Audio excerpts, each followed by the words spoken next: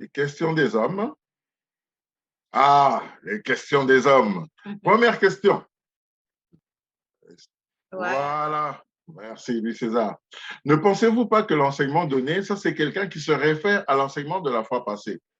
Hein? Donc, la fois passée, nous avions donné un enseignement qui portait sur les 7 clés, hein? Les 7 secrets pour une vie de couple épanouie. OK? Ce ne sont pas des secrets universels, c'est sur base de notre expérience, des éléments que nous avions pu trouver qui nous avaient aidés, nous.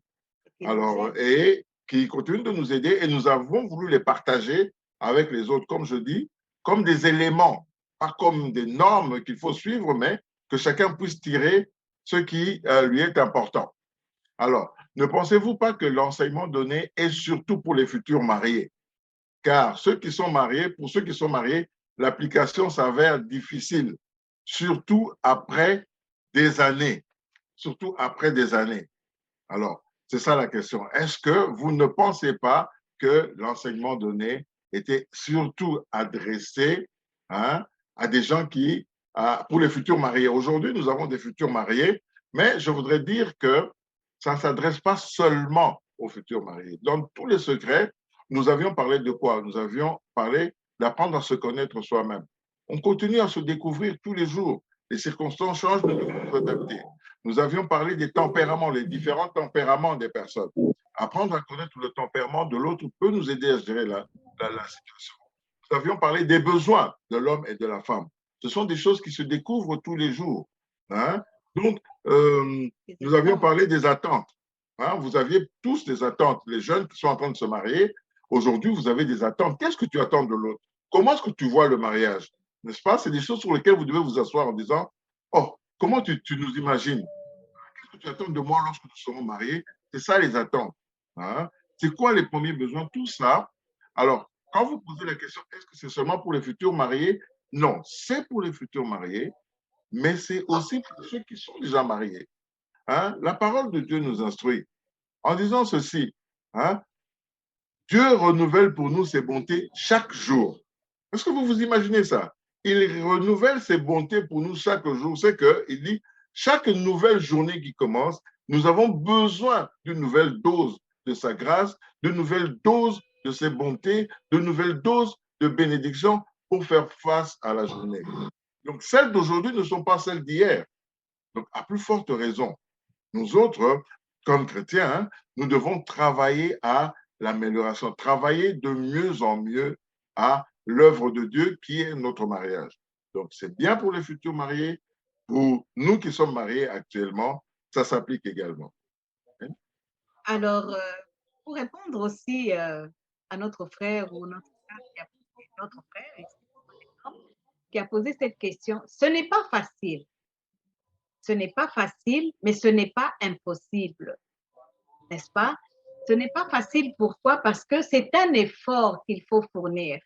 Hein? C'est pour ça que mon mari vient de dire, nous devons travailler à la relation, travailler de mieux en mieux.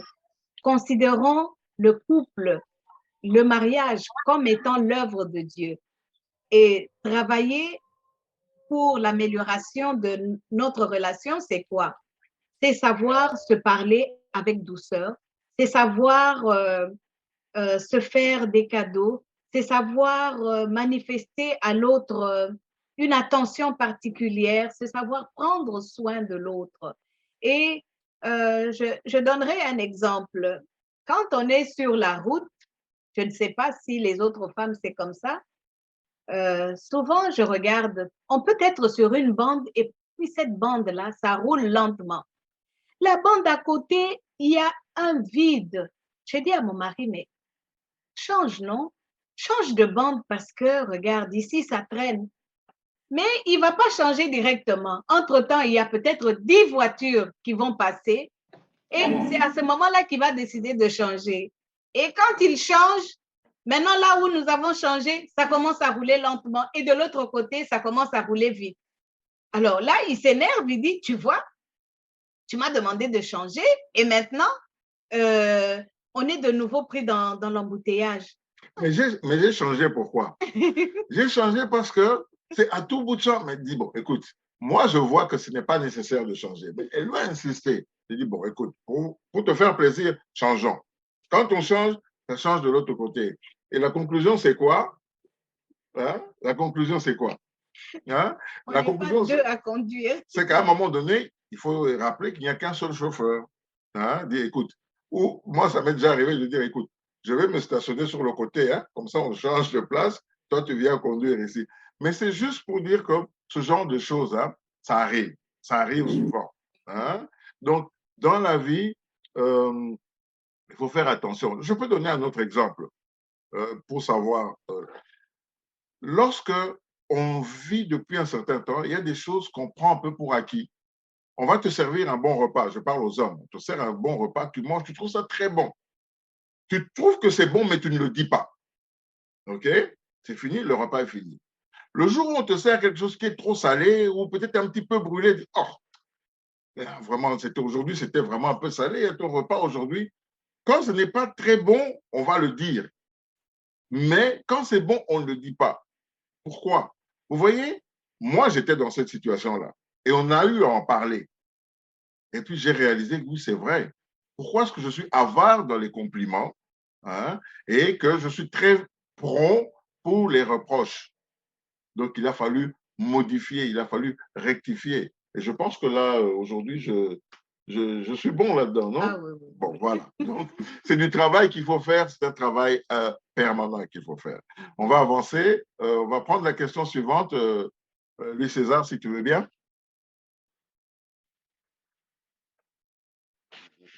Je suis en conflit permanent avec mon épouse à cause de la pratique de notre foi. Exemple, proposer d'aller chez le médecin pour les examens médicaux des enfants. Pour elle, je n'ai pas la foi que Dieu peut guérir. Ça, c'est une question stratégique importante, cruciale. Donc, un couple qui est en tension parce qu'il n'interprète pas de la même manière la parole de Dieu, c'est quoi avoir la foi?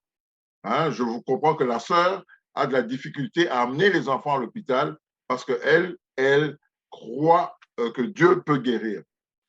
Pour répondre à cette question, vraiment, j'ai préféré laisser la parole à celle que je considère comme étant la meilleure infirmière de la Terre pour nous parler, parce qu'elle va parler de cas concrets.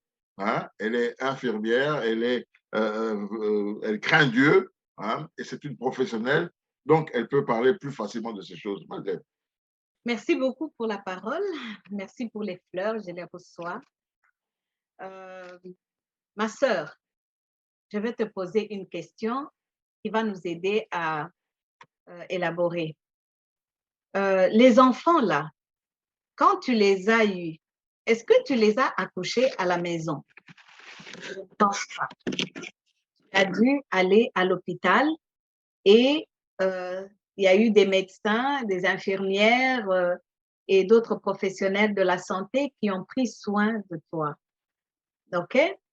Donc, si on regarde dans la Bible, l'apôtre Luc, non, l'évangéliste Luc était médecin, donc docteur. Moi, je suis infirmière. Juste pour dire que la foi et la médecine, hein, ne sont pas opposées. La foi et la médecine ne sont pas opposées. Quel est le risque qu'il y a si des parents refusent d'amener leurs enfants ou leurs enfants chez le médecin à temps? Il y a un risque majeur qui est que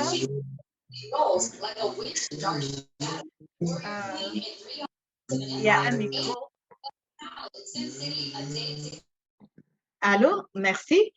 Le risque majeur est que vous amenez l'enfant chez le médecin ou à l'hôpital et la maladie s'est aggravée. Ce qui était une petite toux est devenu une pneumonie ou une bronchite et quelque chose de compliqué. On a quelques exemples, non? Oui.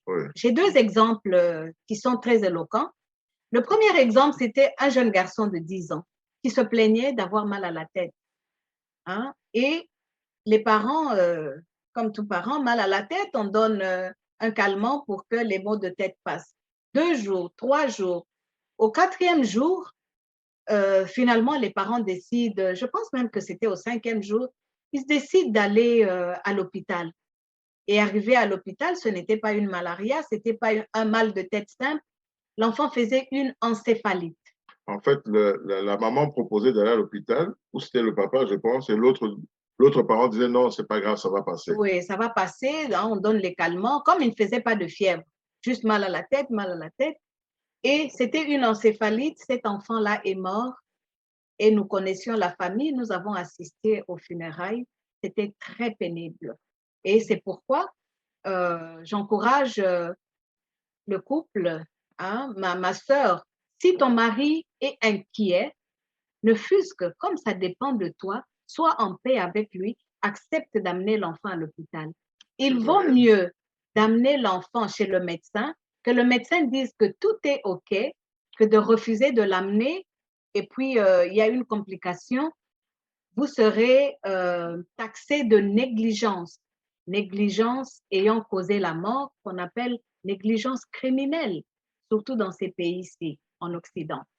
Et l'autre exemple, je travaillais en salle d'opération.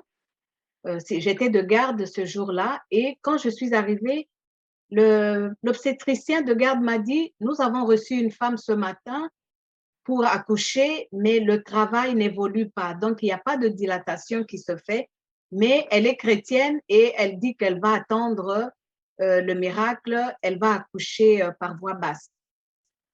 Mais il me dit, préparez quand même la salle de césarienne parce que si ça se complique, on va l'opérer. Alors, je vais voir la dame, je prépare ma salle, je vais voir la dame et je lui parle. Je lui explique que c'est depuis le matin qu'elle était là et moi, j'étais entrée pour la garde du soir à 16 heures. Elle me dit, non, moi, je crois, j'ai la foi. Je lui dis, je suis chrétienne aussi et je viens travailler pour justement aider les femmes à avoir leur bébé parce que le Seigneur m'a donné ce travail pour ça et les médecins également. Elle me dit, non, non, je vais attendre encore. Et figurez-vous que cette nuit-là, nous avons eu un après l'autre des urgences, une urgence, oui, une après l'autre, des urgences de césarienne, un peu comme on dit dans les hôpitaux, c'est la loi de la série, qui a fait que jusqu'au matin, jusqu'à 6 heures, c'est là qu'on a terminé la dernière intervention et toutes ces femmes ont pu avoir leur bébé. Et le médecin est allé voir la dame qui attendait et le bébé, les battements commençaient à baisser. Nous l'avons opéré, finalement, elle a accepté. Nous l'avons opéré en urgence, mais le bébé est décédé quelques heures après parce qu'il avait trop souffert. Alors, je veux encourager notre sœur à ne pas négliger l'inquiétude de ton mari. Hein? Dieu lui donne cette responsabilité-là comme père et comme chef de la famille.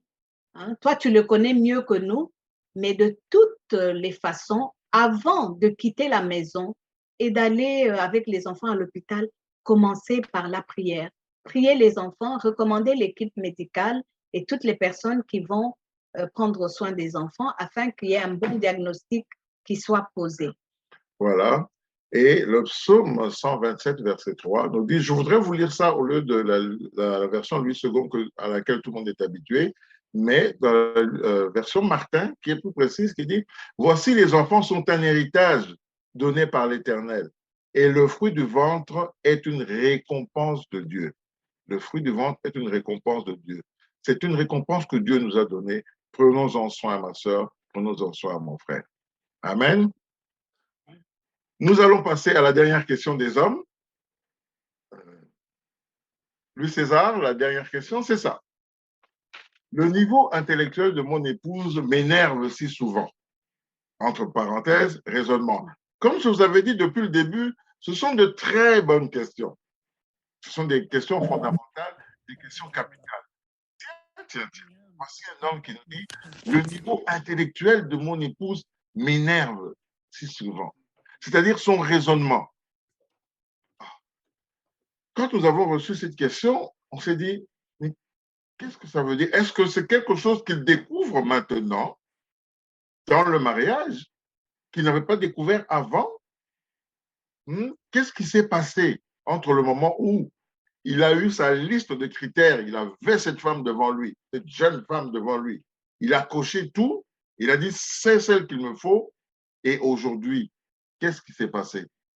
Est-ce qu'il y a eu un changement de milieu culturel dans lequel ils ont évolué? Est-ce qu'ils ont quitté le pays, ils ont quitté peut-être l'Afrique ou je ne sais pas, les Antilles, euh, pour aller en Occident et que tout à coup, il a trouvé que le niveau de sa femme n'était plus celui qu'il souhaitait? Est-ce que c'est dans son milieu professionnel? Ça arrive souvent. Vous voyez? Ça arrive souvent que on veut maintenant que notre épouse ressemble à. Et ça peut être dangereux. Parce que là, on met de côté les critères qui nous avaient fait aimer cette personne et on veut amener de nouveaux critères. C'est un peu comme si on change les règles du jeu, hein, pendant le match. Vous comprenez? Ceux qui sont habitués un peu au football, on change les règles. Ça va? Hein? Ça ne marche pas parce qu'on s'est engagé dedans sur certains principes bien clairs. Le niveau intellectuel de mon épouse. Euh, qu'est-ce que j'imagine? Souvent, c'est dans des choses comme on reçoit des gens, on reçoit peut-être des collègues, et bon, peut-être que l'épouse a fait beaucoup d'études. Mais il faut toujours se souvenir pourquoi est-ce qu'elle n'a pas fait beaucoup d'études? Est-ce que c'est parce qu'elle ne le voulait pas? Souvent, c'est les circonstances qui permettent, qui font ça. Nous qui sommes venus en Occident, on a l'occasion d'améliorer ces choses-là. Hein? Nous avons un témoignage qui peut vous édifier, hein, d'un couple dont le mari est arrivé et lorsque sa femme l'a suivi, lui, il est rentré aux études. C'était des jeunes. Hein? C'était des jeunes, c'était vraiment des jeunes. Il est rentré aux études et sa femme a commencé à travailler. Elle était nouvelle dans le pays, elle s'est adaptée, mais elle a commencé à travailler pour lui permettre, lui, d'étudier. Parce qu'ils en ont discuté ensemble. Et lorsque lui a terminé et qu'il a eu une belle position, elle, maintenant, c'est lui qui l'a encouragé à rentrer aux études. Comprenez? Et là, aujourd'hui, tous les deux sont épanouis. Ils ont fait des études. Pourquoi? Parce qu'ensemble, ils ont travaillé là-dessus. Cet homme ne s'est pas dit, ma femme a un niveau intellectuel bas. Hein? Et il ne s'est pas dit ça. Il s'est dit, je veux. C'est l'honneur d'un homme. Hein? La femme est la couronne de l'homme. C'est l'honneur d'un homme de dire, ma femme, voici d'où elle est venue, d'où nous sommes venus, regarde où nous sommes. Donc, c'est juste un mot d'encouragement que j'ai pour mon frère. Ne baisse pas les bras, ne te décourage pas. C'est toujours possible, mais jamais ne permets jamais à personne de diminuer ta femme devant toi. Toi, tu dois être son défenseur. Hein? Et tu dois travailler à ce qu'elle puisse s'améliorer parce qu'une femme épanouie à tes côtés, c'est ce qu'il y a de meilleur. On ne se marie pas pour recevoir, on se marie pour donner. Et cette femme épanouie te sera toujours reconnaissante, mon frère, et c'est toi qui seras heureux. Amen. Amen.